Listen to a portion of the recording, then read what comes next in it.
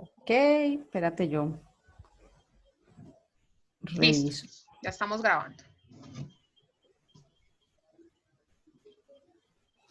Bueno, pues, ¿ya dijiste quién soy yo? Sí, ¿cierto? Sí, sí, pero pues no sobra si te quieres volver a presentar, porque es una presentación así muy ejecutiva. Bueno, pues yo soy Ángela María Hoyos, soy fisioterapeuta, pues docente de allí de la Universidad de Santiago de Cali. Soy epidemióloga además pues tengo cierta experticia en la realización de revisiones sistemáticas. Entonces, pues Tatiana me invitó, qué pena que el otro día no fue posible porque tenía dificultades con el internet porque yo vivo en una zona rural, entonces mi internet es inestable. Yo no preparé ninguna presentación en PowerPoint como tal, pues porque la idea es como conocer las diferentes escalas que hay para evaluar. Bueno, no conocer todas las escalas, sino conocer estas dos. No sé, Tatiana, cuánto tiempo tengas pensado de esta actividad, que eso olvidé preguntarte. Realmente, Ángela, el tiempo que tú consideres necesario, una parte de los grupos va a necesitar aprender a usar o conocer la escala de Pedro y otra parte de los grupos va a trabajar con la Minors.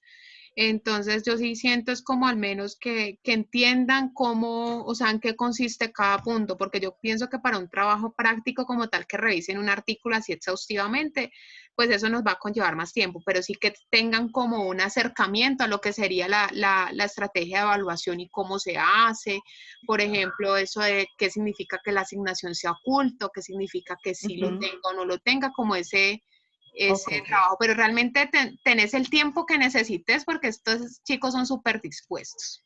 ok. Bueno, entonces, básicamente hay diferentes escalas para evaluar los estudios, todos los tipos de estudios, pues ya ustedes deben saber que existen, por ejemplo, los ensayos clínicos, los estudios transversales, los estudios longitudinales, que todos se unen como en los estudios observacionales, que tenemos, pues, por ejemplo, las revisiones sistemáticas, los metaanálisis, los cuasi experimentales y así sucesivamente.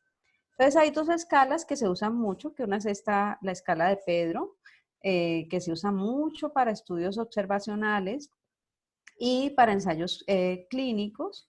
Digamos que uno lo que puede buscar en algunos momentos cuando uno decide aplicar determinada escala es eh, como buscar adaptar la escala para la evaluación.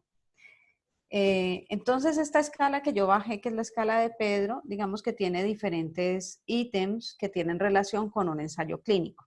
Entonces, ¿qué me permite hacer la escala? La escala me permite ver qué tan adecuada fue la preparación de ese ensayo clínico, qué tanto usaron ellos los parámetros que hay para poder determinar si un ensayo clínico está me está pudiendo permitir llegar a una conclusión que sea una conclusión real o pegadita a la realidad. Entonces, un ensayo clínico tiene diferentes formas de presentación o de preparación. Yo puedo realizar un ensayo clínico sin cegar a nadie, quiere decir que todos los individuos que participan en el ensayo tienen conocimiento de qué se está probando. Por lo regular, los ensayos clínicos eh, prueban, los más conocidos son los que prueban medicamentos, pero hay ensayos clínicos que prueban protocolos de ejercicio, ensayos clínicos que prueban diferentes protocolos de tratamiento. Cuando un ensayo clínico no tiene cegamiento, son ensayos clínicos que son múltiples, que tienen múltiples factores de error. Quiere decir que los resultados de ese ensayo yo los tendré que asumir con precaución porque ellos, a pesar de que me están dando unos resultados, de todos modos, cuando un paciente puede, por ejemplo, decidir en qué tratamiento quiere estar, o cuando el investigador sabe qué tratamientos va a administrar, puede ser que por algún vínculo a nivel emocional pueda decir que mejor le aplica a este paciente, al paciente A tal tratamiento y al paciente B tal otro.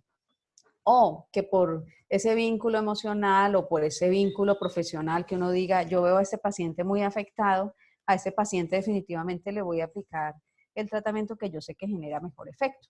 Entonces el segamiento es un ítem muy importante en el momento en que nosotros evaluemos los diferentes ensayos clínicos que decidamos pues revisar. Cuando uno aplica las escalas, cuando uno necesita la información de ese estudio que encontró para tomar una decisión clínica, yo necesito saber qué tanto puedo confiar en ella, o cuando yo estoy haciendo una revisión sistemática, una revisión exploratoria, que necesito evaluar los estudios para reportar en esos resultados cuál fue la evaluación de los estudios, o para tomar la decisión de incluirlos o no en una revisión.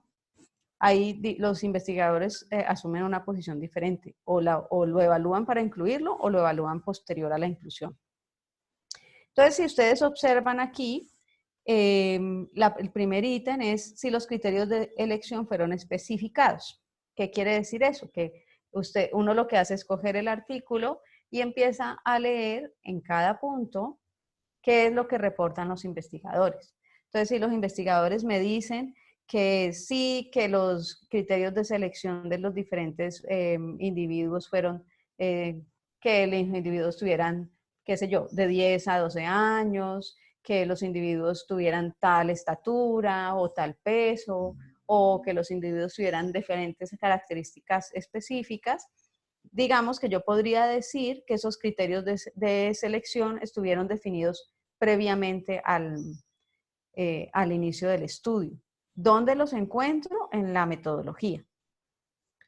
Luego sigue este otro ítem que dice los sujetos fueron asignados al azar a los grupos, y eso lo encuentro igualmente en la metodología, donde ellos reportan cómo van a hacer el estudio y si van a aleatorizar la población. Luego lo puedo reafirmar en los resultados, porque si se hizo, allí lo tienen que reportar.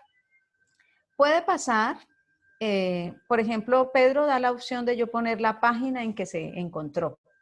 Minors no, ahora que veamos en minors. Pero Pedro, yo digo en tal página. En tal página dice que sí o que no. Puede pasar que a veces no sea muy claro.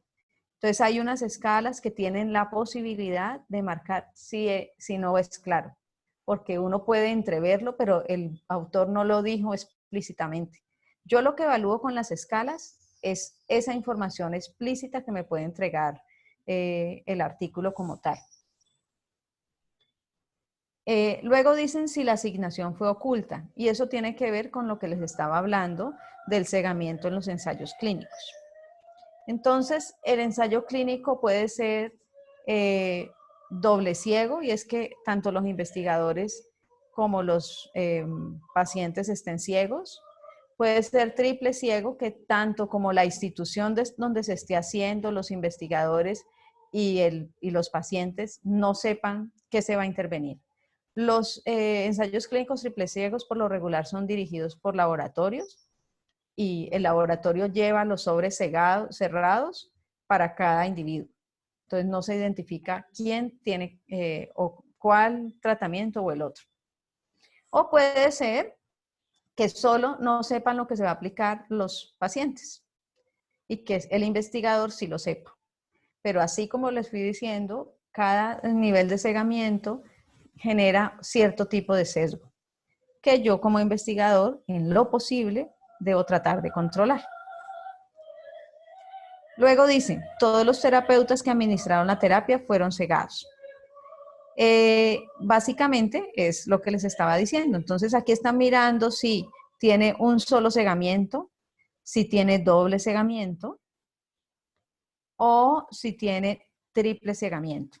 Aquí incluyeron a los evaluadores. Por lo regular, quien administra puede ser el mismo que evalúa, pero pueden también estar separados. Entonces, todo eso es básicamente disminuyendo toda esa cantidad de errores que les mencioné, que puedo en algún momento permitirme controlar para poder evitar que mis resultados salgan con algún tipo de sesgo. Luego dice, las medidas de al menos uno de los resultados clave fueron obtenidas de más del 85% de los sujetos inicialmente asignados a los grupos. Entonces, eso también depende del diseño de los ensayos clínicos. Hay diferentes tipos de ensayos clínicos, no solo se diferencian por el cegamiento, sino que yo puedo decir que mi ensayo clínico es 1 a 1. Quiere decir que yo voy a tener un individuo que voy a aplicarle la intervención y un individuo de control. Eso lo determino con pruebas estadísticas en el momento en que yo quiera hacer un ensayo clínico. O puedo decidir que tengo un individuo al que le voy a aplicar el tratamiento y 2 individuos de control.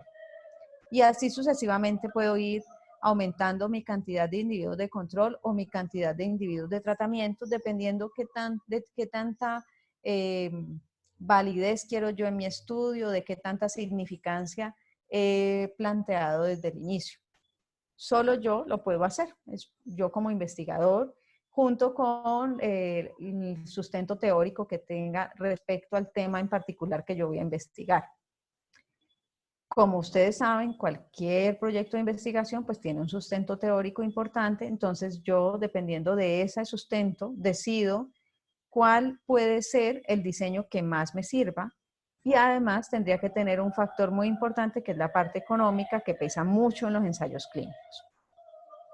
Esta cantidad de sujetos que inicialmente fueron asignados, lo encuentro en la metodología. Entonces, en la metodología dicen que después de aleatorizar, encontraron tanta cantidad de individuos que empezaron, qué sé yo, que empezaron con 1000 individuos y que luego durante el proceso de seguimiento se retiraron 10 y quedaron 90 y que esos 90 se aleatorizaron para distribuirlos en los diferentes grupos de acuerdo a eso que ya se ha preestablecido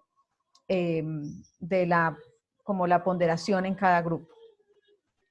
Entonces, si lo dice en el artículo, yo le marcaré si lo dice o no lo dice.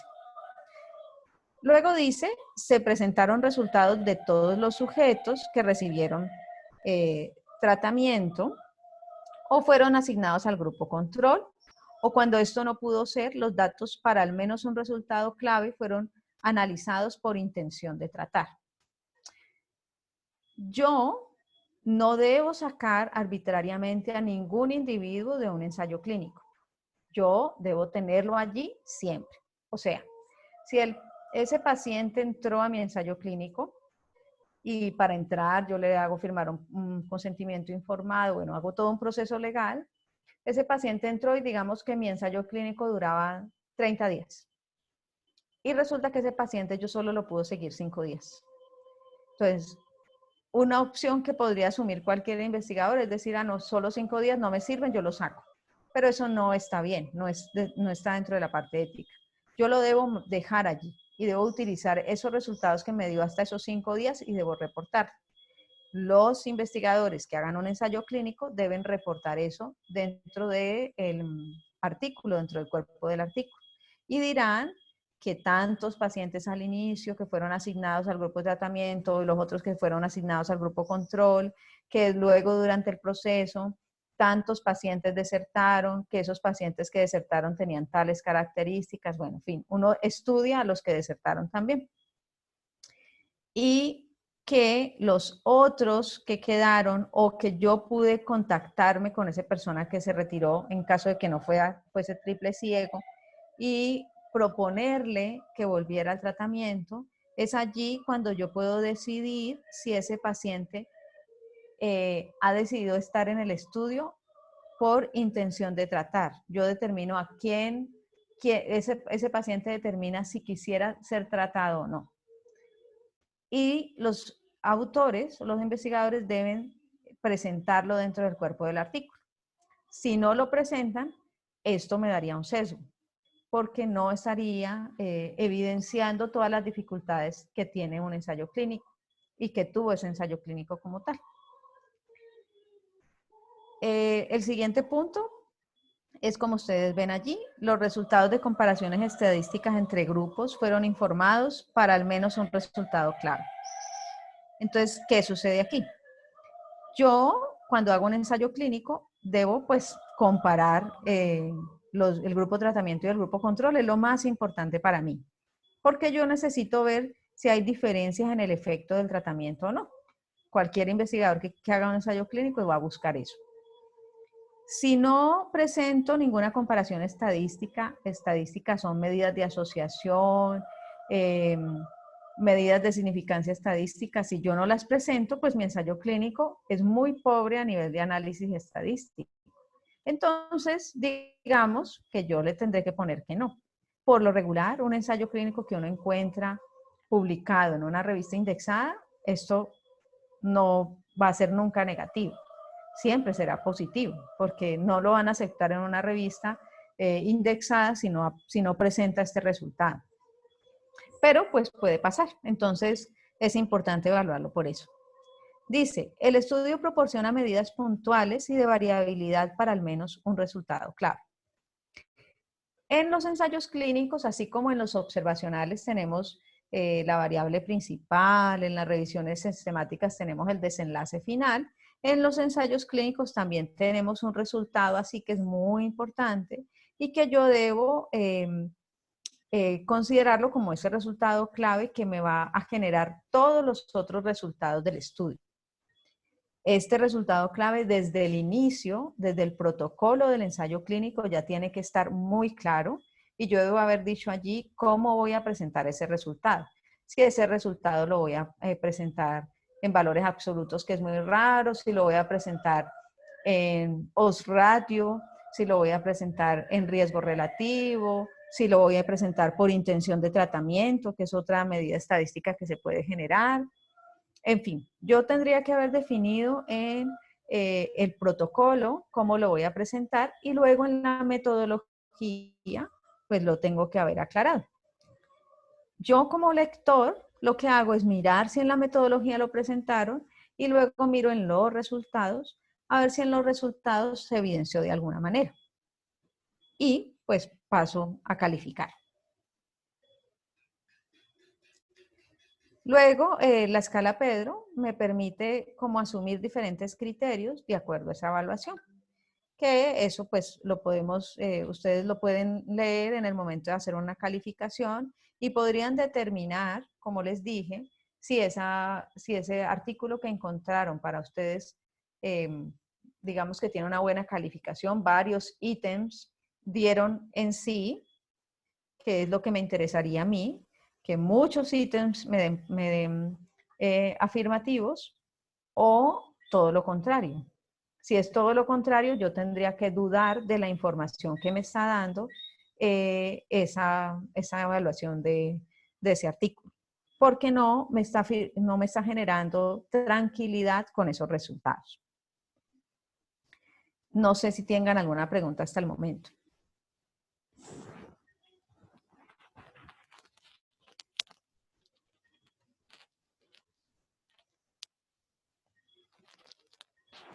Bueno, Chicos, ¿todo bien? Sí. ¿Sabes de pronto, Ángela, así que podríamos hacer? Como de pronto con un artículo o un hito solo, mostrar en dónde consiguen cada cosa. Ah, puede ser ahora después de que veamos minors. Ok. Ajá. O de pronto después de Pedro y luego minors. Puede ser como para que sepan, porque pues yo sé que de pronto eso al principio de enmascaramiento o de, por ejemplo, aleatorización o por ejemplo lo de si la asignación fue oculta es como uno de los puntos que más trabajo incluso a uno le cuesta entender si eso sí fue oculto o no oculto, de pronto sí hacerlo así. Ok, voy a buscar un ensayo clínico y entonces voy a bajar un momentico el micrófono porque este es el horario en que mi hija practica canto. Ay, pero canta divino. Gracias. Tan chévere uno tener concierto en este momento. Nicolás tiene la mano arriba, ¿tiene alguna duda?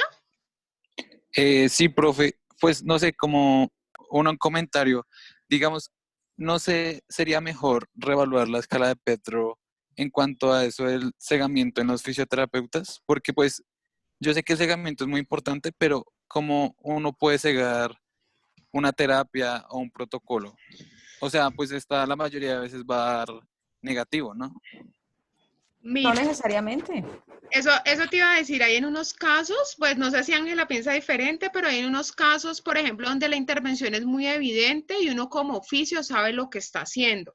Porque, por ejemplo, estás aplicando, no sé, una terapia en espejo, entonces estás con el espejo o estás haciendo una intervención basada en danza, entonces tú como terapeuta sabes que estás colocando a la gente a bailar, pero cuando uno trabaja, por ejemplo, con electroterapia o con medios físicos, los medios físicos se pueden alterar, o sea, a mí me pueden decir, como fisioterapeuta Tatiana, usted coja este ultrasonido y aplíquelo, y yo puedo estar convencida que estoy aplicando ultrasonido y no saber que ese ultrasonido era el ultrasonido que habían, pues que no estaba haciendo la intervención o que estaba haciendo el método placebo.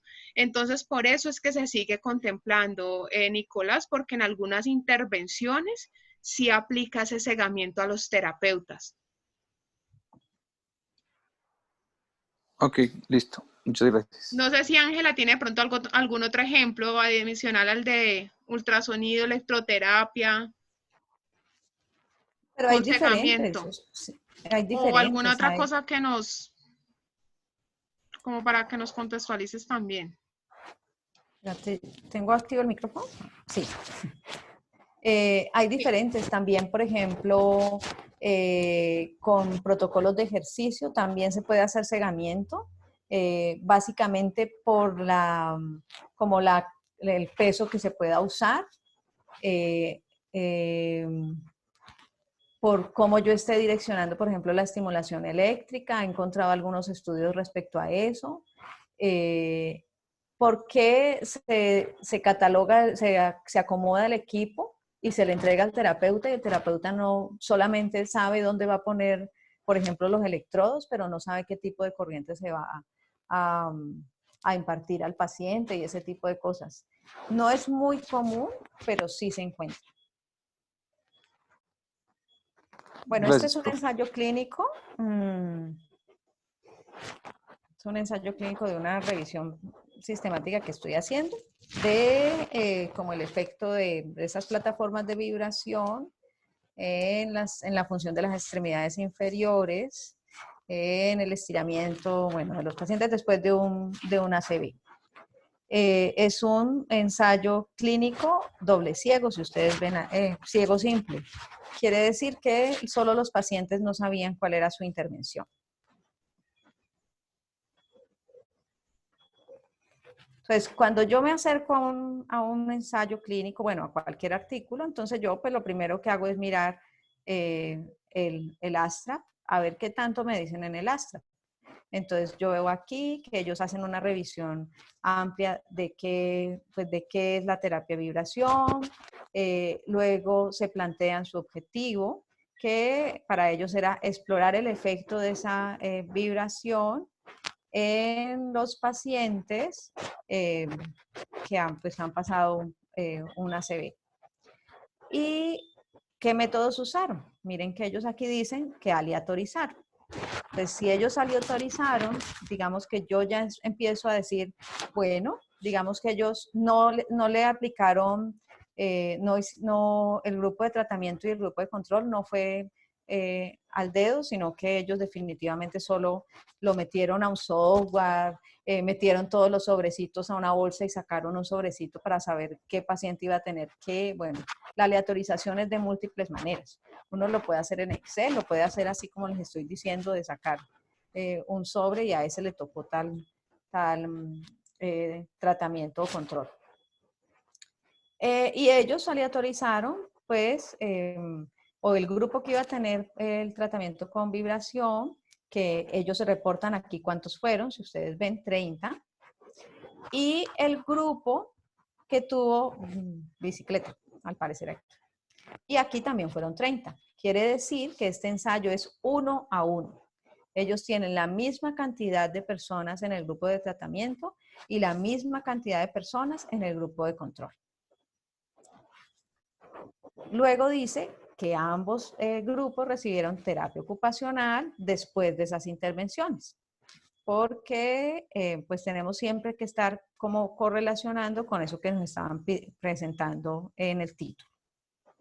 Luego dice, todos los pacientes describen cómo hicieron el protocolo de tratamiento y yo después en los resultados voy a comparar si realmente lo que me expresaron allí fue lo mismo que me están presentando en los resultados. Luego dicen los resultados. que le aplicaron un test, el test de función manual, para mirar como su fuerza. Y que ellos presentan sus resultados estadísticos. Entonces, estos resultados fueron estadísticamente significativos. Aprender la significación estadística no es fácil, pues porque uno tiene que entender como toda la distribución de la variable y en fin, pero digamos que para fines prácticos, cuando yo encuentro que el valor P es menos de 0.05, eso me está hablando de significación estadística. Y la significación estadística me está diciendo que las comparaciones que hicieron ellos en su investigación son comparaciones que en lo posible están libres de sesgo, en lo posible están, yo puedo empezar a pensar que podría decir que lo puedo aplicar en otro grupo y que en lo posible durante la investigación estuvieron controlando y controlando y controlando sus posibles fuentes de error. Luego, pues ellos presentan todos los resultados. Entonces, para yo evaluar con la escala Pedro, yo me voy por acá a materiales y métodos. Entonces, si se acuerdan, voy a leerla yo para no estar cambiando de pantalla. El primer puntico decía, los criterios de elección o de selección fueron especificados. Entonces, yo miro en el artículo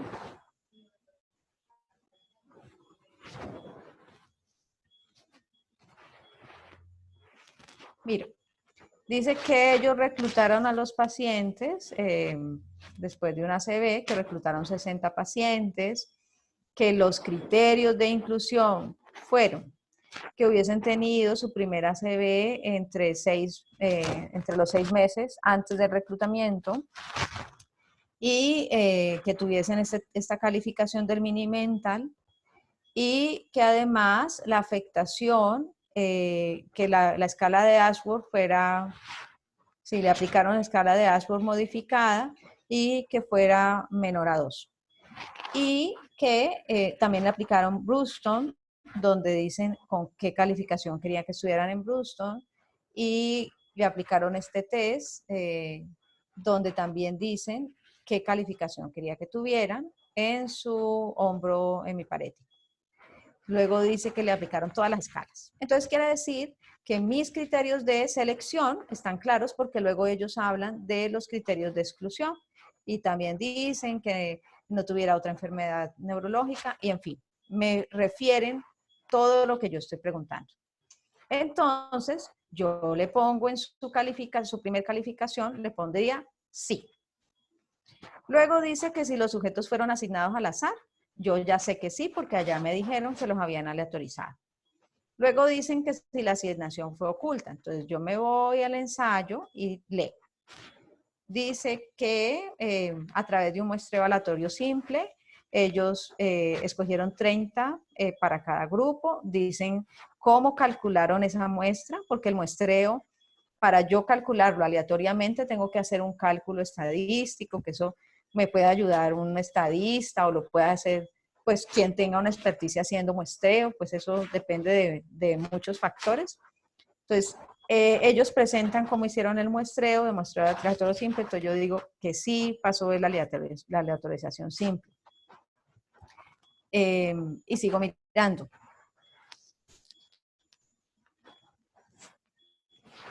Hasta ahora, allí no me ha dicho si la asignación fue oculta. Luego dice, ¿qué hicieron? Cuentan qué hicieron, cómo lo hicieron. Miren que aquí en la escala Pedro, ellos no hablan de como la publicación del protocolo, pero hay otras escalas para evaluar ensayos clínicos donde hablan de que deben tener el protocolo registrado en Clinical Trials o en cualquier otra plataforma donde uno pueda publicar un ensayo clínico. Entonces nosotros seguimos mirando a ver si en algún momento dice que la asignación fue ciega. Sin embargo, yo no puedo ver en ningún momento hasta ahora donde diga, claro que aquí ya empieza a decir, dice que ellos describen cómo hicieron la asignación. que cada sujeto pues tenía un número en una carta y que todo lo metieron en una caja y que luego sacaron 2 marcadas con 1. Entonces, este párrafo me dice a mí que sí, que su asignación a cada grupo fue de manera ciega. Entonces yo pues le pongo que sí. Luego dice, los grupos fueron similares al inicio en relación a los indicadores de pronóstico más importantes. Ese es un punto difícil realmente porque no todos hablan de las características de cada grupo al inicio.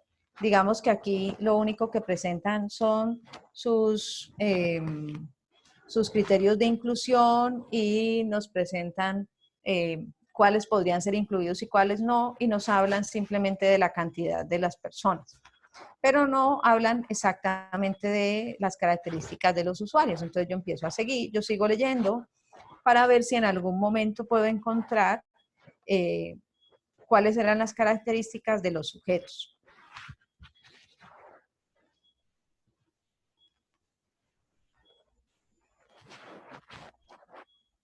Hasta ahora no lo veo. A ver, dicen qué les hicieron, dicen cómo orientaron la terapia. Dicen cómo fue la evaluación, pero hasta ahora no veo que dijeran cuáles eran las características específicas de cada un individuo que participó en el ensayo clínico. ¿No tienen la tablita que siempre muestran con las características de pronto basales?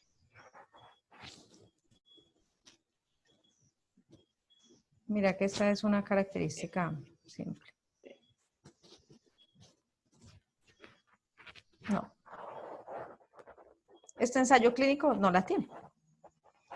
No me dice cuáles eran las características de esos participantes desde el inicio. Entonces yo pues le tendré que poner, pues no.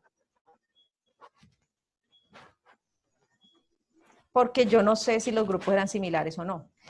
Quiere decir, si ustedes se enfrentan a un artículo y el artículo no lo dice explícitamente, ustedes no lo pueden dar por hecho.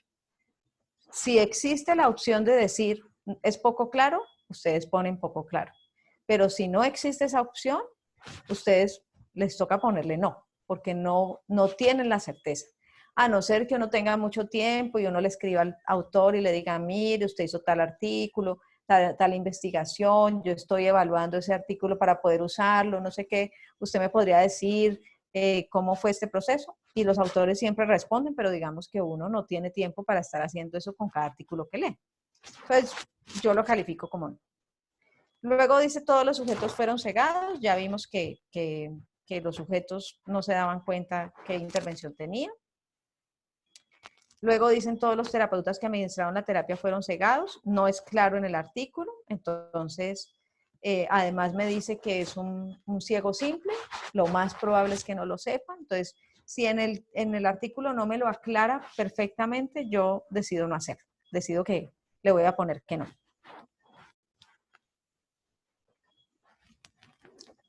Luego dice, todos los evaluadores que midieron al menos un resultado clave fueron cegados. Tendríamos que leerlo más a profundidad para poder saberlo. Entonces yo sigo en la metodología, que es donde me tendrían que decir cómo lo hicieron.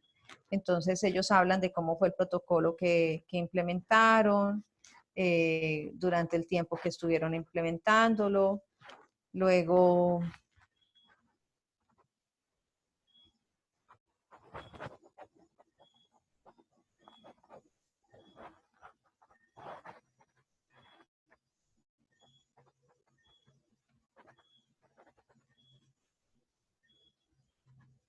No es claro.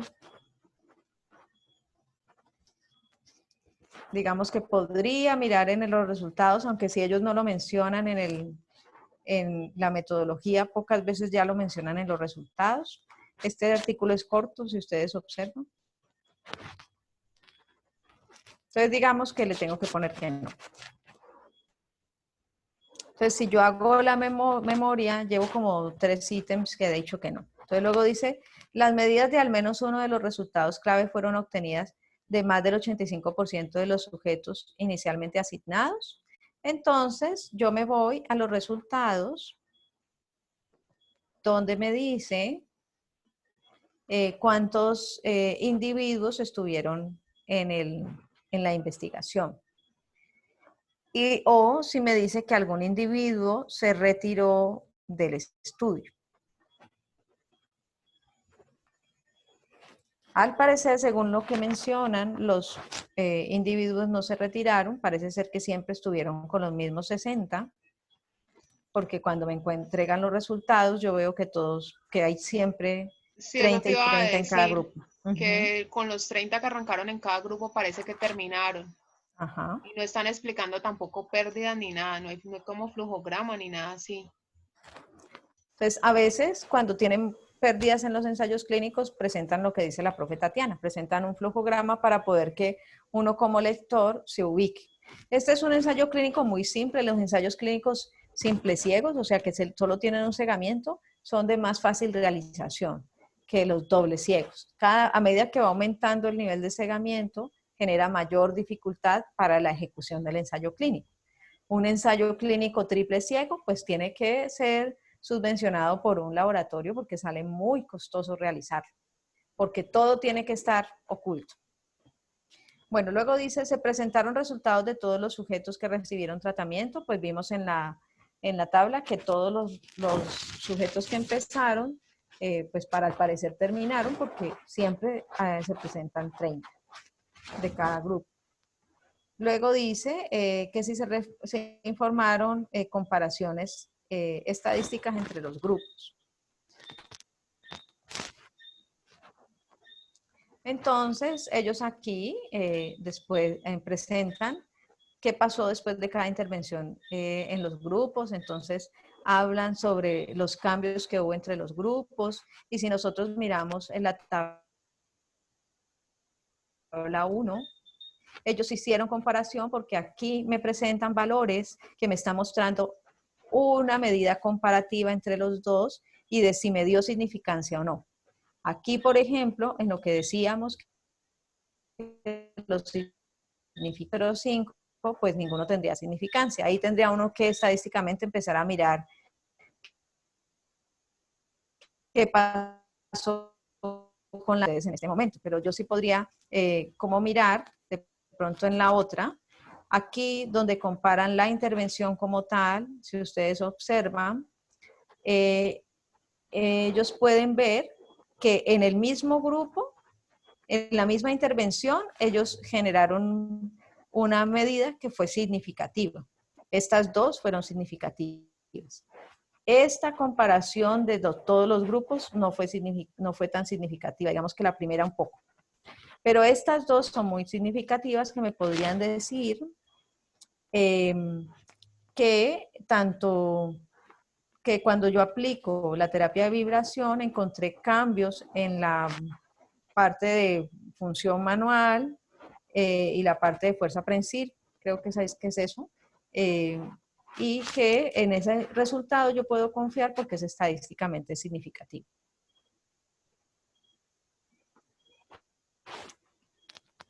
Luego me dice, el estudio proporciona, que si fue informado en un resultado clave, sí, porque ellos estaban buscando que la terapia por vibración generara cambios pues en la extremidad afectada en las personas que tenían secuelas de ACV.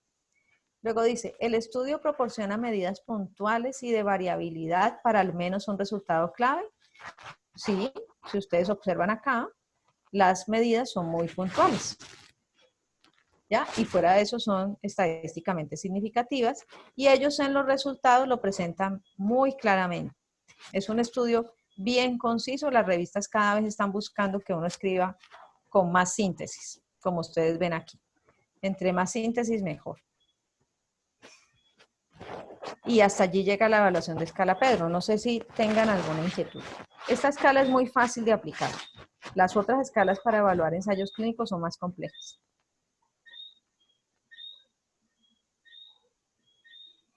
¿Tienen de pronto alguna duda? Mi sugerencia es lo que siempre, pues esta clasecita les va a quedar grabada.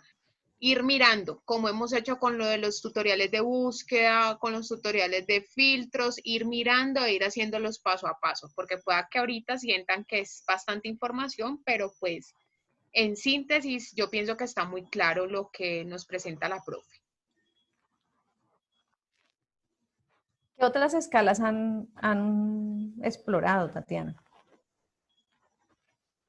Pues mira que así como explorado, no. O sea, ellos tienen en sus anteproyectos muchos, pues los que han inscrito los anteproyectos, algunos tienen la escala de Pedro y otros tienen la escala Minors, pero como tal la presentación de las escalas y oficialmente, pues, y ellos colocaron pues la cita y los puntos dentro de la construcción de lo que han venido trabajando. Pero como tal la introducción a la escala se las estás haciendo tú en este momento. Ya. Como la explicacióncita Ok. bueno, este punto ya significa esto, este punto significa eso. O sea, ellos saben que existen y las conocen y saben los puntos y saben incluso cosas de la calificación porque lo escribieron en la metodología de la construcción de sus revisiones, pero como tal este es el acercamiento porque pues algunos los más avanzados ya terminaron y con los otros estamos ya como en el proceso de aplicación de filtros y van a necesitar esta información. Ok, porque es que sí, o sea, si no han explorado otras, yo creo que es muchísima información. No sé los muchachos qué piensen. Como para seguir ahora con minors, no sé qué piensen. Quisiera escucharlos, chicos. ¿Qué me preocupa, Ángela? Que casi que no logramos este espacio, pues como coincidir todos y que ahorita pues ya se van como de vacaciones. Yo pienso que sí de pronto, pues los que les necesitan Pedro se queden con esta información y los que necesiten minors, pues como que de pronto ya le coloquen toda la atención y tenerlo de la opción de los videos, porque ¿qué me preocupa? De pronto sacar otro espacio en el que tú puedas y ellos puedan. Ok, no hay problema. Entonces sigamos. Si puedes, ¿no? Porque si no, es tu Sí. tiempo, Ángela, si no, la No, yo puedo. reprogramamos. Yo puedo, lo que a mí me preocupa, porque yo sé que eso es muchísima información Sí, claro. y si imagínate, nosotras que hemos hecho varias revisiones sistemáticas, y uno cada vez que va a evaluar un artículo, uno todavía se lo pregunta, Uno todavía como que la vuelve a leer y eso. No, pero sí me parece de pronto importante que ahí les va a quedar grabada. Lo que voy a hacer es pausar esta para hacer una exclusiva de minors y que queden los dos videos y ya que cada uno mire el que necesite. Ya así como lo han hecho con lo otro, no te imaginas, Ángela, con el protocolo de Próspero, eso también fue un proceso, o sea, para poder hacer los registros de ellos. Entonces, pero sí nos ha tocado así como toda la información y miren a ver y luego ya ir como recapitulando lo que les queda faltando. Yo sé que de pronto cuando ya tengan los artículos, otra vez va a tocar volver a repasar eso, pero pues lo importante es tener la información. De todos modos, si necesitan después alguna apreciación, una cosa puntual o algo así, con mucho gusto. Profe, yo tengo una duda. Dime. Se hablaba de unos criterios, ¿cierto? Que deben cumplir, que si no cumple o no lo cumple. No sé si de pronto lo dijo y se me escapó, pero tengo la duda, o sea, al momento de evaluar el artículo con esa escala de Pedro, ¿cuántos criterios, o sea, me debe cumplir para yo decir ese artículo es viable o no es viable? No sé si me va a entender. Sí, sí te claro que sí. entendimos. Con cuántos criterios haces la inclusión. Pues mira que depende mucho de lo que hayas estructurado dentro de la parte metodológica, pero se considera en la escala de Pedro un artículo con buena calidad o que puede ser apto por encima de 6 puntos, de 6 o por encima. No sé si Ángela tiene una información diferente. No, yo siempre lo evaluaba así. O sea, yo realmente pongo que tenga más de 7. ¿7? Porque ya, sí. Nosotros lo tenemos, incluso los que hemos hecho las construcciones con 6 los pasamos. Pero como les digo, o sea, es criterio del investigador decidir si, por ejemplo, en una revisión sistemática yo incluyo un artículo por la calificación o no. Yo puedo incluir todos y luego presentar el resultado de la evaluación. Es mi criterio como investigador. Créeme que he intentado con esa matriz que les... Listo, profe, muchas gracias. Bueno, entonces esta es la escala de minors. Dame un momentico para empezar la otra grabación. Bueno. Ya abro el grabador, listo. 1, 2, 3, ya.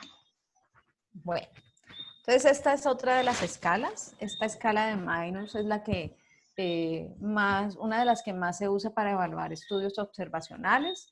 En estos se incluyen los estudios transversales, los longitudinales, todos los que no sean como experimentales como tal. Yo decido pues aplicar esta escala después de tener muy claro qué tipo de estudio es el que estoy leyendo. Entonces, digamos que esta escala pues también es una lista de chequeo, así como la escala Pedro, y esta me permite a mí pues ver un poco más. No, si ustedes observan, aquí no vamos a encontrar si hubo cegamiento o no hubo cegamiento, porque en los estudios observacionales pues no existe ese criterio. Yo allí evalúo la población que tengo, que puedo haber aleatorizado o puedo no haber aleatorizado, pero es una medición continua. Entonces, ¿qué me pide la escala Minors? El primer punto que me pide es si el objetivo del estudio está claro en el artículo. ¿Qué quiere decir eso? Que así como vimos en ese ensayo clínico, que los autores pueden presentarme dentro del cuerpo del artículo: el objetivo de esta investigación fue tal. Si ellos lo mencionan, yo voy a poner que sí cumplió. Si no lo mencionan, pongo que no cumplió, porque esta escala lo que está evaluando es esa claridad que pueden dar los investigadores del estudio como tal que hicieron. Luego me habla sobre cómo fue la inclusión de los pacientes. Entonces, dice que si esos pacientes se incluyeron, teniendo en cuenta los criterios de inclusión como ustedes observan allí, y si esos pacientes se incluyeron durante el periodo del estudio, o si, por ejemplo, el estudio empezó y luego yo incluí otros, que se ve muy raro en los estudios observacionales, pero algunas veces pasa, o si definitivamente con los pacientes que empecé al principio yo terminé. Entonces, yo hablaré si los autores dan fe de cómo fueron incluidos los pacientes y en qué momento fueron incluidos a ese estudio. Luego me pregunta que si esa recolección de los datos fue de manera prospectiva o no. Entonces, si yo para hacer cualquier tipo de investigación debo tener ya un protocolo establecido. Ese protocolo establecido me permite a mí, como lector y como investigador también, regirme a unos pasos que ya se han establecido previamente, que he construido entre el grupo con el que yo estoy haciendo la investigación y donde yo he planteado qué tipos de errores puedo tener, qué tipo de sesgos puedo tener, con qué cosas es que yo tengo que estar muy pendiente, porque puede ser que eso me genere alteración en mis resultados. Entonces, yo desde el principio los tengo que haber tenido claros. Y cuando yo escribo mi artículo, tengo que plantear cómo fue que yo hice la recolección de mis datos y por qué lo hice. Así. Entonces, si lo encuentro, pues nuevamente le pondré sí o no. En Minors, uno puede meter Minors a Review Manager, que es un software que uno descarga de Cochrane y que le permite a uno calificar el riesgo de sesgo. Entonces, la ventaja de Minors es que me permite o evaluar la calidad como tal del artículo, o me permite, en el caso de yo incluirlo en Review Manager, evaluar el riesgo de sesgo.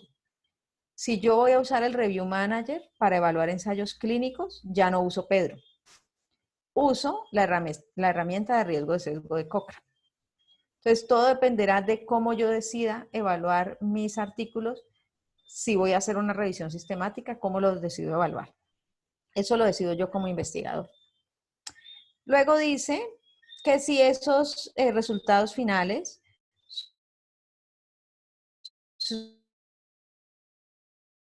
depende del objetivo del estudio, yo tendré claro qué es lo que estaban esperando esos investigadores. Entonces, mis resultados tienen que responder ese objetivo. Si no, si esos resultados están como muy extraños referente al objetivo, si no me están respondiendo de manera adecuada todo eso que ellos se plantearon, entonces yo pues le pondré que no. Es muy raro a veces, muy raro encontrar que los resultados no tienen nada que ver con el objetivo. Muy raro. Tiene que ser un estudio de muy baja calidad, porque por lo regular, pues uno como investigador se lo plantea muy claramente. Luego,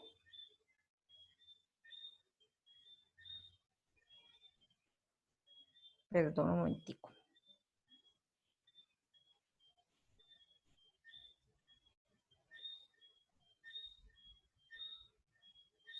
Luego me habla de si esa evaluación que me llevó a mis resultados fue de manera como objetiva, fue imparcial. Y yo puedo mirar si esa evaluación que llevó a mis resultados, que tienen relación con el objetivo como tal, permitió que fuese completamente clara y que no tuviese incidencia de ningún otro como error o sesgo que pudiese alterar esos resultados. Eso básicamente es lo que me da fe este puntico. Y miren lo que dice aquí. Que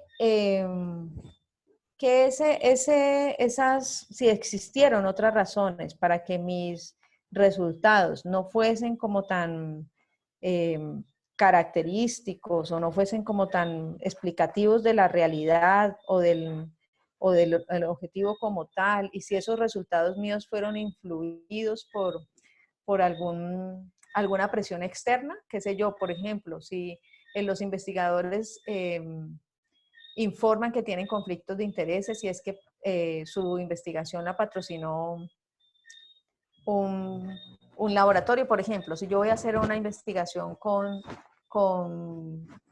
Cathay y me patrocina justo Cathay, entonces mis resultados podrían tener un sesgo, porque podría ser que por el patrocinador mis resultados se desviaran un poco hacia lo positivo para el uso del Cathay. Entonces, yo esto como investigador, como lector, yo lo identifico dentro de la lectura.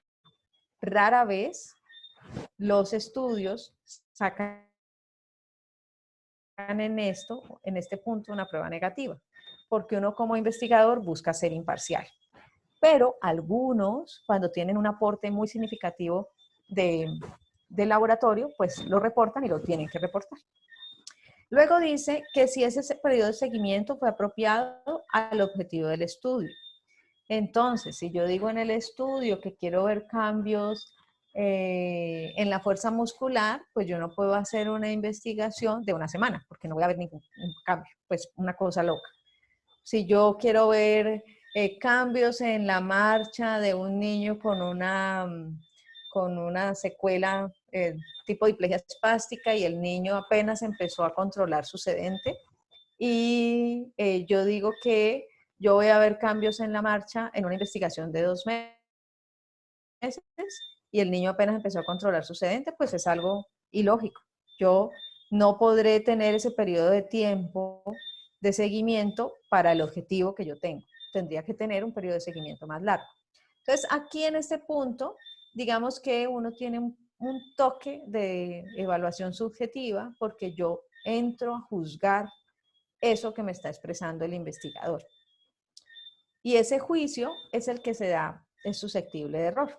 Por eso, las evaluaciones de los artículos para una revisión sistemática no las hace un solo individuo, las deben hacer por lo menos 2, porque uno discute esa evaluación, discute si fue lo uno o fue lo otro, y solo hasta el estar de acuerdo se le da la calificación. Luego habla de las pérdidas durante el seguimiento.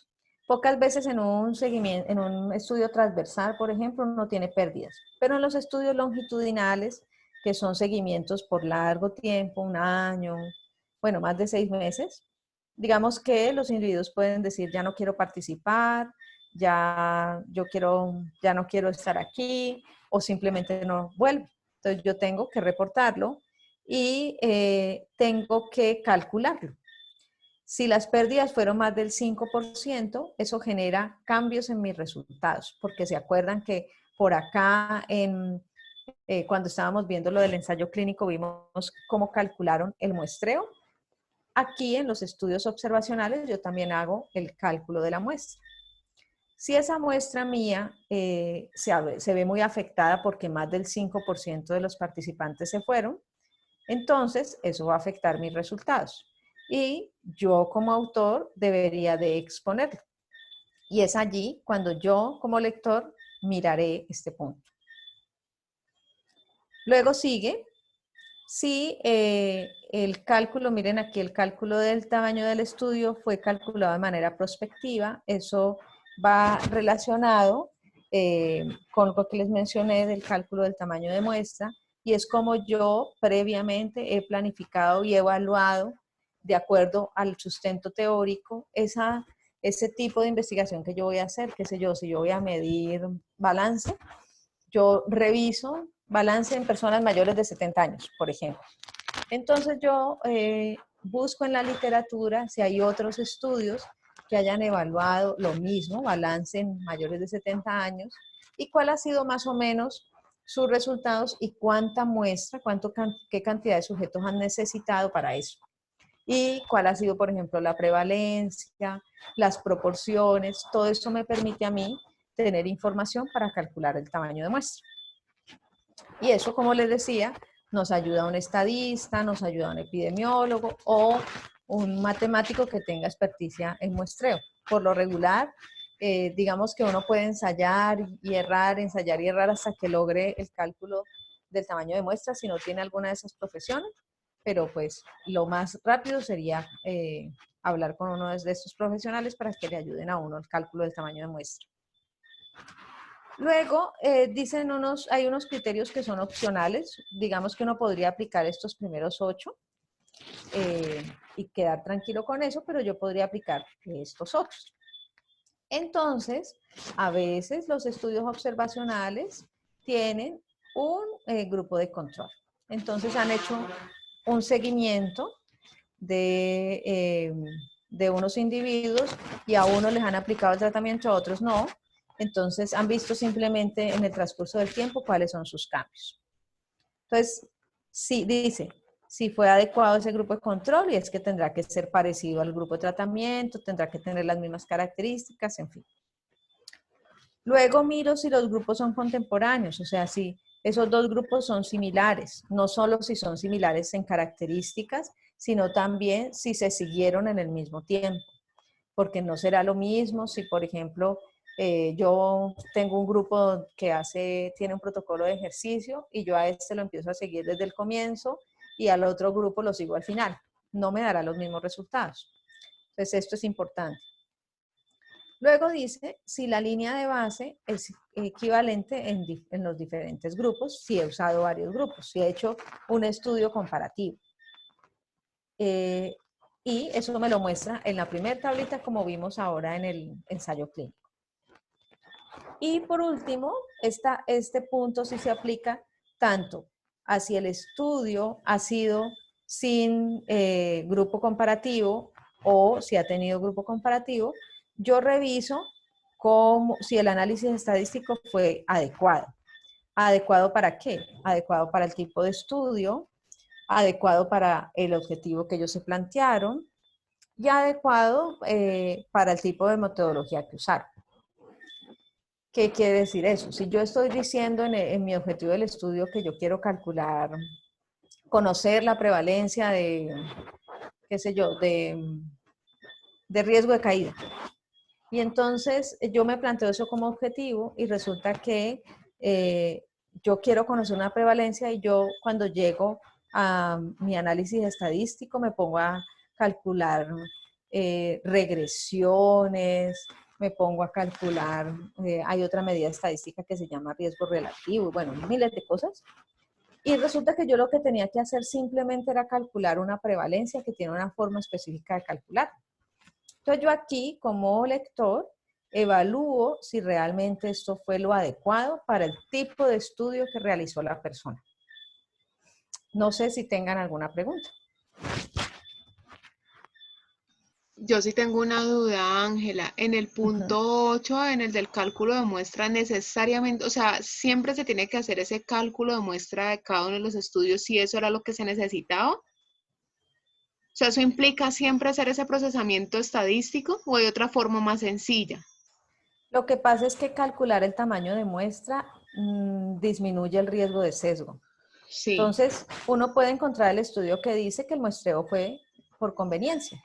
Entonces, ese dirá, yo le diré que no hizo el cálculo de No, pues no tamaño de hizo un muestra. cálculo, pero hay ¿No? unos que sí te lo muestran ahí, te explican, no sé, si usaron proporción, si usaron medias, qué usaron, pero te muestran un cálculo y uno normalmente confía en eso.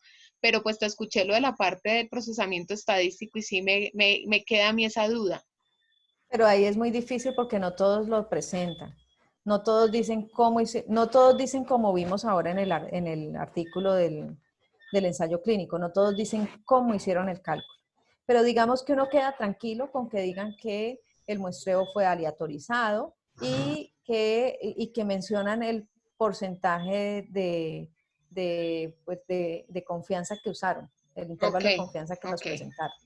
Uno quedaría tranquilo con eso, así no presentaran toda la forma en que hicieron el cálculo estadístico.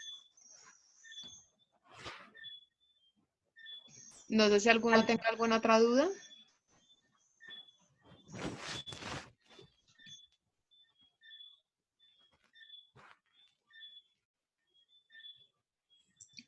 Profe, Voy a yo tengo buscar, como... ya te escucho. Mientras yo voy a ir buscando un estudio observacional. Te escucho. Profe, digamos que uno cómo seleccionaría si aplica la escala Pedro o la Minors, o Todo eso es a depende criterio del del tipo de estudio que tú investigador. estés revisando. Mm, Ya, si tú encuentras que pues si tú te encontraste con un ensayo clínico, tú tendrías que aplicar la escala Pedro. Pero si tú te encuentras con un estudio transversal, cross-sectional estudio, un estudio longitudinal, a veces se encuentran estudio observacional, a veces se encuentra estudio de cohorte, ese tipo de estudios, yo le aplico la Minors. No sé si para todos es claro los diferentes tipos de investigación o de estudios que uno pueda realizar.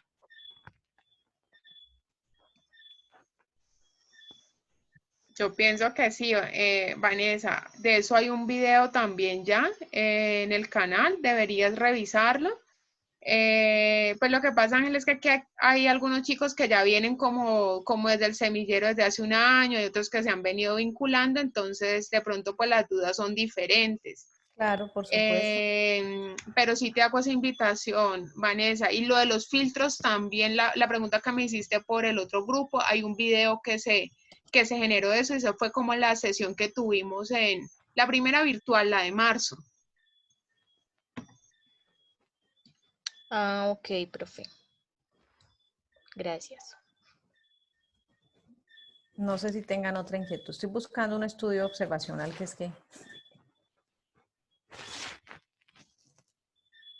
No sé si de pronto vos tenés uno a la mano, Tatiana.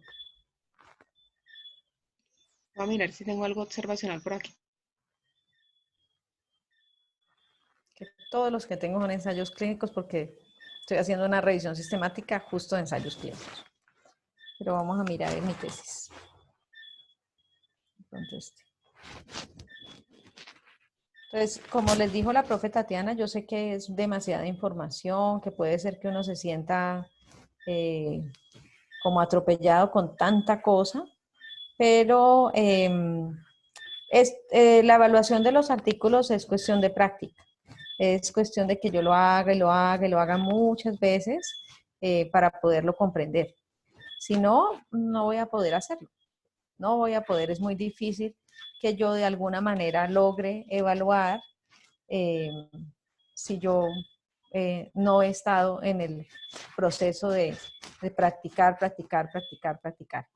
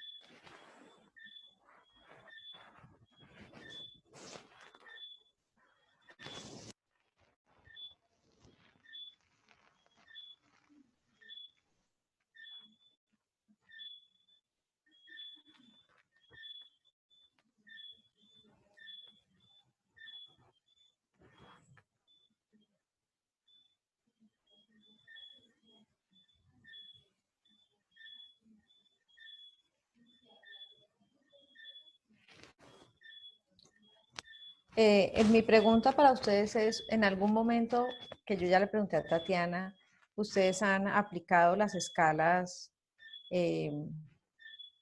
como para evaluar algún artículo, así no sea para incluirlas en alguna revisión?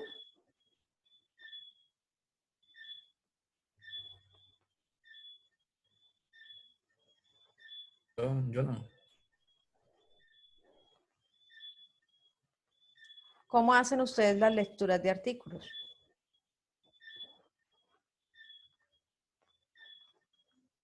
Simplemente hacen la búsqueda y ya, lo leen y ya.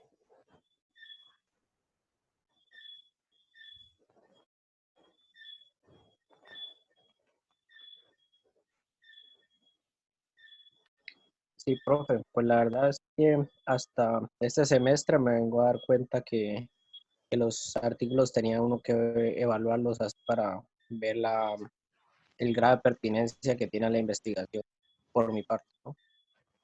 Ok, eso no es solo necesario para cuando uno está evaluando dentro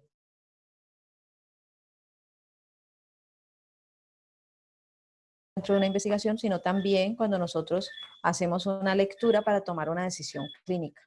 Y eso es algo muy importante que nosotros tenemos que empezar a transformar, nosotros como fisioterapeutas.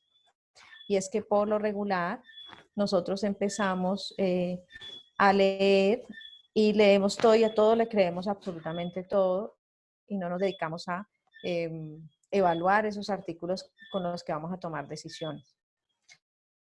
Entonces eso es muy delicado, muy, muy delicado desde el área clínica. Entonces quiere decir, digamos que uno va adquiriendo como la habilidad cada vez que ustedes vayan a tomar una decisión clínica y busquen algo en que basarse, ustedes primero evaluarán ese artículo para saber si le pueden creer o no le pueden creer.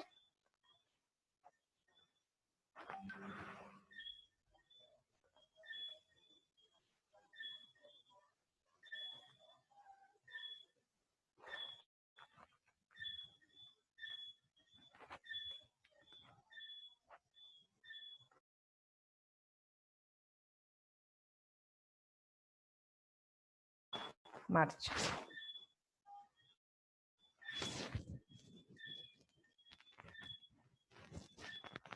Bueno, aquí vamos a hacer lo mismo con el este es un estudio que no es de fisioterapia como tal, es de actividad física. Entonces, digamos que yo me enfrento al estudio, el título, los ensayos clínicos y las revisiones sistemáticas sí o sí tienen que decir en el título si son ese tipo de estudios. Entonces ya de aquí, desde el inicio, sé que pues no es un ensayo clínico y me acerco a lo que ya dijimos, leo el abstract y en métodos voy a leer que ellos hicieron una observación en zonas de juego de preescolares y hicieron mediciones con podómetros del tiempo de deceso en las actividades.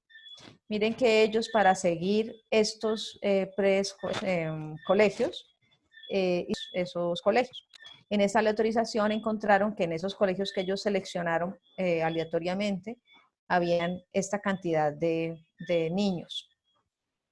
Y miren que ellos presentan aquí de una vez la edad que necesitaban que tuviesen esos niños. Y luego dicen que evaluaron. Ellos evaluaron niveles de actividad física, evaluaron conglomerados, cómo podían acomodar las diferentes variables de acuerdo a los conglomerados y además, y cómo esos conglomerados se distribuían en las diferentes escuelas. Ellos hicieron una cosa un poco más compleja, que fue un análisis multinivel, que eso se hace a nivel estadístico.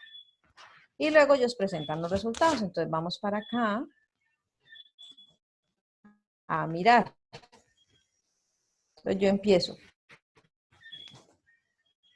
Cuando me decía en minors, espérense, yo miro la escala.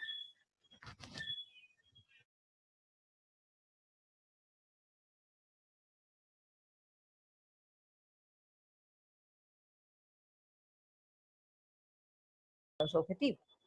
Para evaluar los artículos, pues yo tengo que leer todo el artículo. Puedo, digamos que yo, por ejemplo, que tengo un poco más de práctica, entonces yo ya sé que el objetivo por lo regular está en la introducción. Entonces yo me voy a la introducción y lo leo.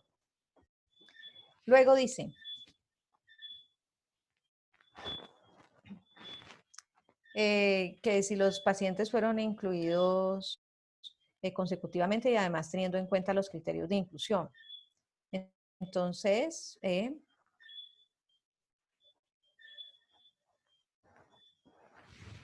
yo voy a mirar, ahí están viendo el artículo. Sí, sí, sí Ok. se ve. Entonces yo aquí miro, leo en los métodos cuáles fueron los sujetos que ellos incluyeron y qué fue que tuvieron en cuenta para hacer esa inclusión. Entonces ellos dicen aquí que tenían que estar en escuelas en el nivel elemental, que tenían que pertenecer a un programa de preescolar público, que, bueno, en fin, ellos van describiendo cuáles eran sus criterios de inclusión.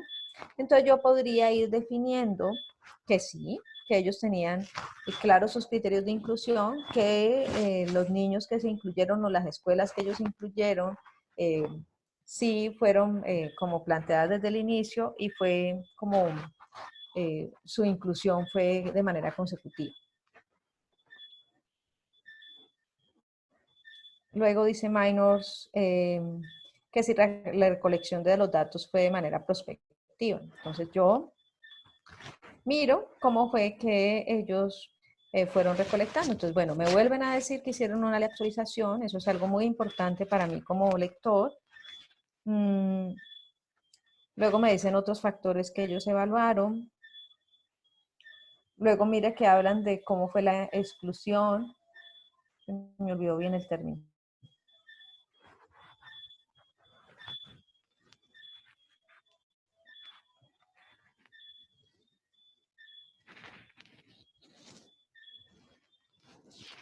Luego me dice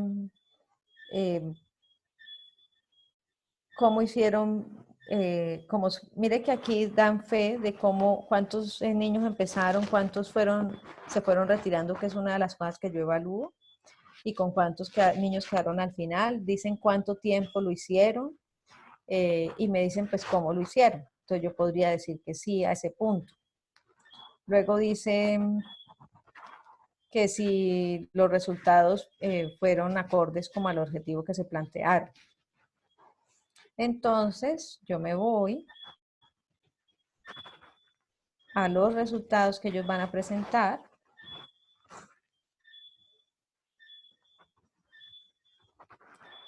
Y si se acuerdan, ellos estaban mirando como qué factores se asociaban, pues qué factores eran ahí preponderantes para la actividad física en el momento del receso escolar. Entonces, yo empiezo a mirar si ellos realmente están analizando factores o no, y diré si sí lo hicieron o definitivamente no. Eso me lo muestran por lo regular en su tablita, entonces yo aquí veo que, por ejemplo, ellos tomaron en cuenta la supervisión de los maestros, lo que tenían los niños para jugar y en fin. Entonces yo digo que sí, que eso definitivamente ellos sí lo tuvieron en cuenta. Y es un puntico de más. Luego dice que si esa evaluación, siempre se me olvida la traducción de esa palabra. ¿Cuál? De un biaset. Si eso fue imparcial, si esos resultados fueron de manera imparcial, entonces yo reviso si ellos reportan en algún momento que hayan tenido como influencia, que hayan tenido algún reporte de que alguien les generó algo económico, o si ellos están hablando de, por ejemplo, si los jardines infantiles en los que ellos hicieron la investigación, pues en los que estaban pagando la investigación y eso, entonces yo tendría que generarlo allí. pero eso por lo regular se presenta en los conflictos de intereses y ellos aquí dicen que no tuvieron ningún conflicto de intereses. Entonces yo podría decir que definitivamente no fue así. Luego, y también en ese punto yo veo si los resultados son ambiguos o si son acordes a lo que ellos se han planteado. Digamos que estos resultados me generaban como tranquilidad porque me estaban presentando información sobre los diferentes factores que podrían influir, si ustedes observan aquí. Entonces, yo puedo decir que esa calificación allá es positiva, porque estos investigadores hicieron un análisis multinivel, no es fácil hacer un análisis multinivel, y ellos me pudieron generar todos esos resultados que me están presentando como unas medidas de asociación entre los diferentes factores que ellos encontraron y la actividad física de los niños. Luego dice que si el seguimiento fue apropiado para el estudio, entonces yo tendría que mirar cuánto tiempo fue que ellos hicieron el seguimiento. Y eso lo saco de la metodología. Entonces ellos dicen aquí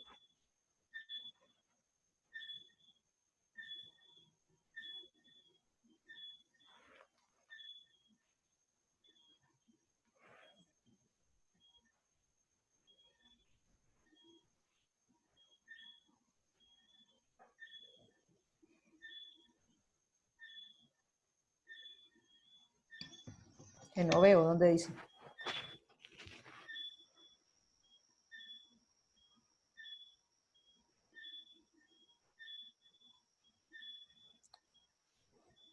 Porque ellos hablan de las edades, dicen cuánto tiempo hicieron el seguimiento, pero no encuentro dónde dicen cuánto tiempo hicieron todo el proceso.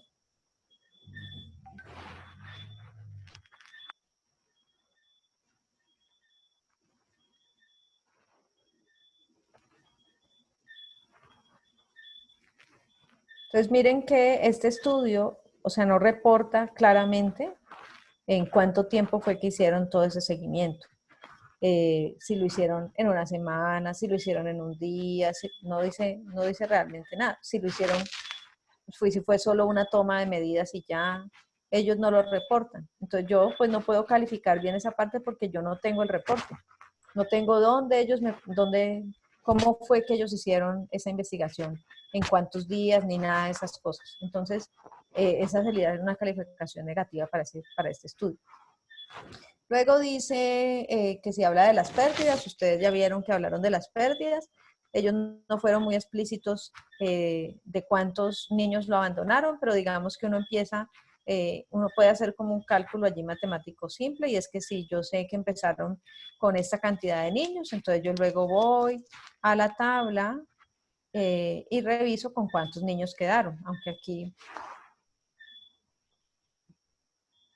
parece que aún al final, a pesar de que ellos mostraron en alguna parte que yo estaba leyendo que habían perdido algunos niños, en la tabla final ellos entregan la información de los niños con los que empezaron.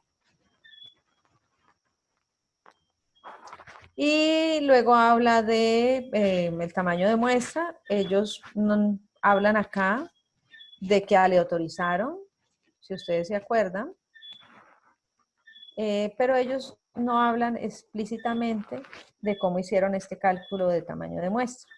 Entonces, es importante que mencionen que aleatorizaron, pero como no mencionan cómo fue ese cálculo de tamaño de muestra, yo definitivamente tendría que ponerle un punto negativo allá, porque no me dice, dice que se aleatorizaron.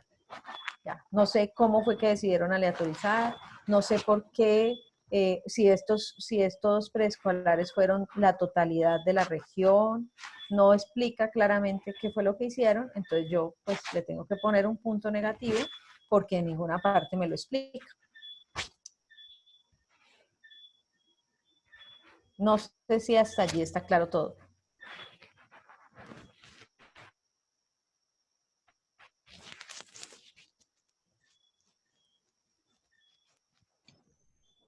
Luego yo estos puntos los obvio porque ellos no hicieron como nada comparativo, pero sí voy a mirar el análisis estadístico que ellos hicieron.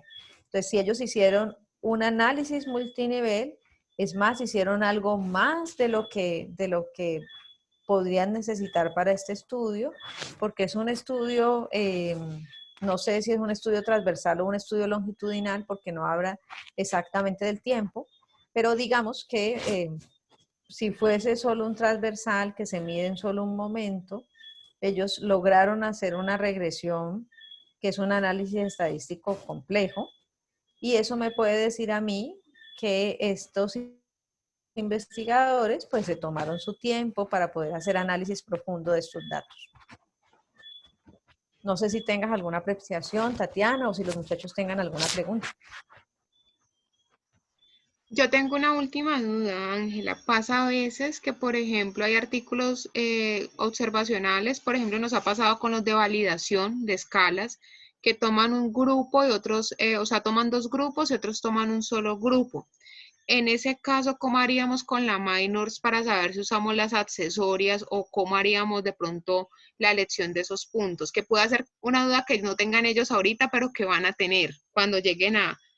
Por ahí está Julio, ellos están haciendo un trabajo con escalas validadas, Julio y Yesid, para riesgo de caídas y va a pasar eso, porque pasa a veces que vos sabes que hay artículos que tienen la gold estándar o la comparación dentro del estudio, pero hay artículos que hacen el estudio de validación solito con la escala.